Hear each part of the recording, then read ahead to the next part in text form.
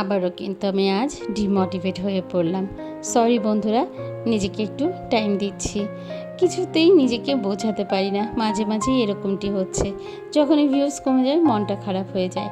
যাই হোক, তারপর নিজেকে সান্ত্বনা দিলাম।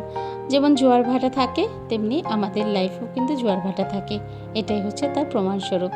চলো আজ তোমাদের সাথে রবিবার দিনের ব্লগটা শেয়ার করছি। ঘুম থেকে আজকে একটু দেরি করেই উঠেছি, 7:30 নাগাদ। প্রতিদিনই বেশ সকালে উঠি, তবে ইতিমধ্যে উঠে দেখলাম শাশুড়ি মায়ের এবং হাজব্যান্ডের চা খাওয়া হয়ে গেছে। তারপর আমার হাজব্যান্ড কিন্তু আটাও মেখে রেখে দিয়েছে, আর তরকারি যেটা হবে সেটাও কেটে রেখে দিয়েছে। তারপর আমি চটজলদি আমাদের সকলের জন্য একটু দুধ চা করে নিলাম। আজকে রবিবার যেহেতু বাড়িতে তো ওরা আছেই, কাজেই আমি ভাবছি আজকে রান্নার ফাঁকে ফাঁকে একটা খুব কঠিন কাজ করব, যে কাজটা আমার অনেক দিন ধরে করার ইচ্ছে, কিন্তু করতে পারছি না সময়ের অভাবে। চলো চা খেয়ে আগে কিছুটা রান্নার পর্ব সেরে নিই, তারপরে সেই কাজটায় নামবো। অবশ্যই তোমাদের সাথে সেটা শেয়ারও করব।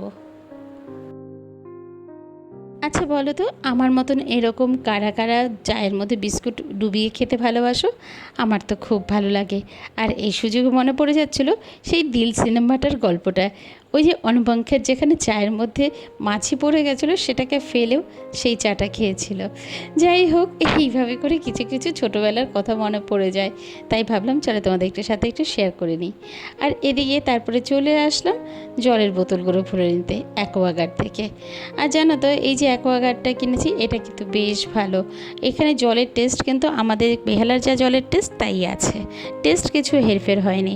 কিন্তু এটা 3 মাস অন্তর অন্তর সার্ভিসিং করাতে হয়।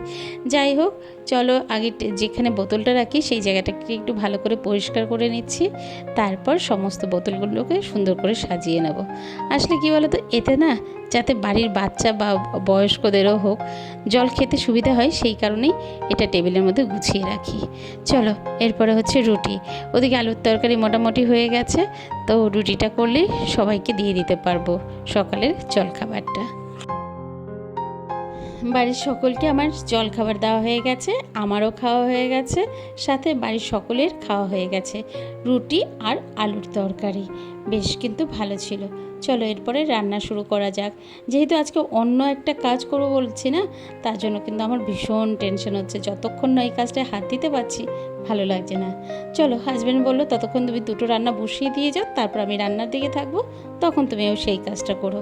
তাই যথাজ্ঞা বলে কাজের মধ্যে ঢুকে পড়লাম। একদম প্রথমে যেটা করলাম, ভাঙাচোরা শুক্তো বিভিন্ন সবজি দিয়ে রাঁধুনি মেথি ফোড়ন দিয়ে তাতে সবজিগুলো দিয়ে দিয়েছিলাম। তারপর বেশ ভালো করে নাড়াচাড়া করে নুন মিষ্টি এবং লাস্টে আদা বাটা ও একটু সর্ষের তেল দিয়ে দিলাম। এই দিয়ে তৈরি হয়ে গেল আমার ভাঙাচোরা শুক্তো। তবে আজ কিন্তু এর মধ্যে আমি মাছও দেইনি, চিংড়ি মাছও দেইনি, মাথাও দেইনি, কিছু দিইনি, একদম নিরামিষভাবেই করলাম। এরপরে মুগ ডালটাকে ভেজে প্রেশার কুকারে সিটি দিয়ে নিলাম। তাতে কি বলো তো, একটু বেশ তাড়াতাড়ি হবে। আসলে মুগ ডালটা গ্যাসে সেদ্ধ হতে টাইম লাগে, আর বর্তমানে যা গ্যাসের দাম, গ্যাসকে কিভাবে একটু সেভ করা যায় সেটা সারাক্ষণ চিন্তা করতে হয়। আর ইতিমধ্যে একটু লাল শাকও করছি। লাল শাকের জন্য দাঁড়িয়ে দাঁড়িয়ে আমি বেগুন কেটে নিয়েছি, শাশুড়িমার জন্য আর অপেক্ষা করিনি। তারপর কচু শাকটা বেশ ভালো করে নাড়াচাড়া করে নামিয়ে নিলাম। একদিকে শুক্তো, আরেকদিকে লাল শাক।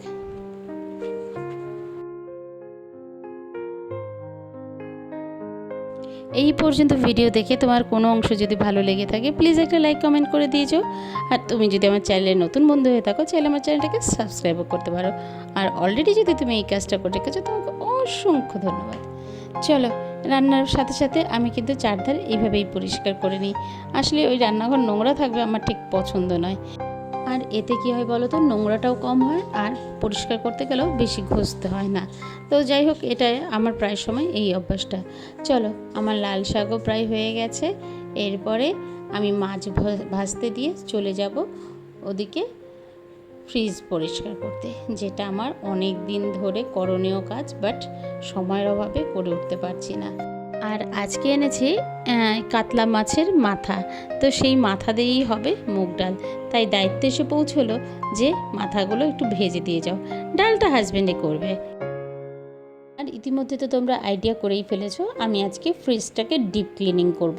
তার জন্য এখানে একটা জিনিস বানাচ্ছি। এটা তোমরা অনেক কাজেই ব্যবহার করতে পারবে। কোনো সময় রান্নাঘরের ওয়াল পরিষ্কার করতে বা কৌটো পরিষ্কার করতেও এটা কিন্তু ব্যবহার করতে পারো। যাই হোক, যথারীতি প্রথমে নর্মাল জল নিয়েছি এখানে, তার মধ্যে আমি দিলাম বেকিং পাউডার বা বেকিং সোডা, তারপরে দিলাম ভিনেগার এবং লাস্টে দিলাম হচ্ছে ডিশওয়াশ বা ভিম লিকুইড। এই দিয়ে আমি এটাকে চামচ দিয়ে ভালো করে গলিয়ে নিলাম। প্রথম কাজ হচ্ছে সমস্ত তাকগুলোকে খালি করা। চলো শুরু করা যাক খালি করা। এই যে মোটামুটি আমার খালি হয়ে গেছে। আর তারপর এবার এগুলোকে পুরোটা সেই জল দিয়ে ভালো করে মুছবো। আর একটুও যেন তাতে দাগ থাকবে না। এইসব কাজগুলো করতে তো ভালোই লাগে, কিন্তু ওই যে সময়ের অভাবে সব কাজ করে হয়ে ওঠে না। চলো, আর এইগুলোকে না একদম সুতির কাপড় দিয়ে ভালো করে মুছবো। ওদিকে কিন্তু আমার রান্নার দায়িত্বে আমি বললাম হাজব্যান্ড, ও মাছের মাথা দিয়ে মুগ ডালটাকে ফোড়ন দিয়ে দিল। আর আমাকে বললো তুমি কি ছবি তুলবে? হ্যাঁ অবশ্যই, চলো তুলবো। তাই সেটা প্রমাণ দেখাতে হবে না, আমার হাজব্যান্ডও রান্না পারে। যাই হোক, দুজনে মিলে কাজ করি বলেই সমস্ত এক্সট্রা কাজগুলো করি যখন, কোনো গায়ে লাগে না। তবে শুধু আমার হাজব্যান্ড না, আমার দেওর, আমার শাশুড়ি মা প্রত্যেকেই আমাদেরকে হেল্প করে থাকেন।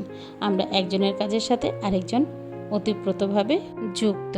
আসলে কি বলতো, ওই যে কথায় আছে 10 মিলে করি কাজ, হারি জিতি নাহি ব্লাজ। মানে 10 জন মিলে যদি আমরা একসাথে কাজ করি, তাতে হারলাম কি জিতলাম তাতে কোনো লজ্জা নেই। যাই হোক, তোমাদের সাথে কথা বলতে বলতে ফ্রিজটা পুরো পরিষ্কার করে এসেছি ভেজা কাপড়টা দিয়ে আর সেই লিকুইডটা দিয়ে। তারপরে ওই ট্রেগুলোও সব ধুয়ে আসলাম। তারপর একটা শুকনো কাপড় দিয়ে পুরোটা আরেকবার মুছে নেব। এরপর ট্রেগুলো সেট করার পালা। সুন্দর করে একের পর এক সেট করছি। আর এই যে দেখছো, এটা হচ্ছে বরফ। এগুলো আইসক্রিমের সাথে এসেছিলো, কিন্তু আমি এগুলোকে রেখে দিয়েছি। আসলে কোনো সময় যদি পড়ে যায় না, তখন এই বরফগুলো কাজে লাগে। ব্যাস, এরপরে পুরো ফ্রিজটার মধ্যে কিন্তু আমি তাকগুলো বসিয়ে দিলাম এবং কোনটায় কি থাকবে সেগুলোকে ঠিক করছি। আর আজকে ফ্রিজটা দেখে না নিজেরই বেশ ভালো লাগছিল। হতে পারে বাইরেটা একটু পুরনো হয়ে গেছে, কিন্তু ভেতর কিন্তু আমার একদম ভালো, একটু অসুবিধা হয় না। আর বাইরে এটা দেখছো, এটা কিন্তু আমি ওয়ালপেপার লাগিয়েছি। উপরের টাকটার মধ্যে আমি সমস্ত আমার খাবার যেগুলো প্রিজার্ভিং করে রাখতে হয় সেগুলোকে রেখেছি। আর ওই যে ওপরে ঢোকাচ্ছি সেটার মধ্যে সমস্ত মশলাপাতি, নিচে একদিকে জল আর একদিকে কিন্তু বাকি সব রেখেছি। ব্যাস, এবার নিচটা ভালো করে পরিষ্কার করে তারপরে আমি ডিপ ক্লিনিংটা কমপ্লিট হলো। চলো, ইতিমধ্যে স্নান করে গোপুসোনার কাছে চলে এসেছি। গোপুসোনাকে আজকে সুন্দর করে সকালবেলা উঠিয়ে বেশ ফুল টুল দিয়ে সাজিয়ে রাখা হয়েছে। এটা কিন্তু মনটা বেশ শান্ত হয়। এই ভগবানের জায়গাটা হচ্ছে আরেকটা শান্তির জায়গা। নিজের মা বাবা, তারপরে যদি কেউ থাকে সে হচ্ছে ভগবান। আমার মনে হয় ভগবানের ওপরে আর কেউ নেই। তিনিই জানেন আমি কখন বিপদে পড়ব, কখন কি হবে। চলো, এবার মোটামুটি আমার কাজ কমপ্লিট। তো তার আগে তোমাদের সমস্তটা ফ্রিজটা একবার ঘুরিয়ে দেখিয়ে দিলাম। এই যে প্রথমটাকে যেটা রাখলাম কৌটোর মধ্যে, ওর মধ্যে কিন্তু শুটকি মাছ রাখা আছে। যারা শুটকি খাও নিশ্চয়ই জানো, আর যারা খাও না তারা একটু অ্যাডজাস্ট করে নিও। আমি শুটকি মাছ খেতে দারুণ ভালোবাসি। আর এখানে তাকগুলোর মধ্যে welcome back to my channel. আমি রিঙ্কু। আমার এই পরিবারের সকলকে স্বাগত। ভেজা জামা কাপড় ঘর দিয়েই মিলতে হচ্ছে, কোনো সময় বৃষ্টি, কোনো সময় রোদ। যাই হোক, এখন ঘড়ির কাঁটা প্রায় 3:45। এই স্নান করে ঠাকুর নাম নিয়ে এই ঘরে এলাম। বাড়ির সবাইলেরই মোটামুটি খাওয়া দাওয়া হয়ে গেছে, আমার খাবার বেড়েছে। ভাবলাম তার আগে ব্লগে একটু তোমাদের সাথে কথা দেখতে পেলে। ফ্রিজের ভেতরে কিন্তু আমার 2টো ম্যাট পাতা ছিল, তাতে কি বলো তো, তাকগুলো বেশ সুরক্ষিত থাকে। চলো, এদিকে বৃষ্টির জন্য সমস্ত গামছা, ভেজা জামা কাপড় 2 ঘরে দিয়ে মেলা। এই ছিল আজকের আমার ব্লগটা। কেমন লাগলো অবশ্যই কিন্তু কমেন্টে করে থেকো। তোমাদের সাথে এরকম গল্প আমার আবার হবে। টাটা, শুভরাত্রি।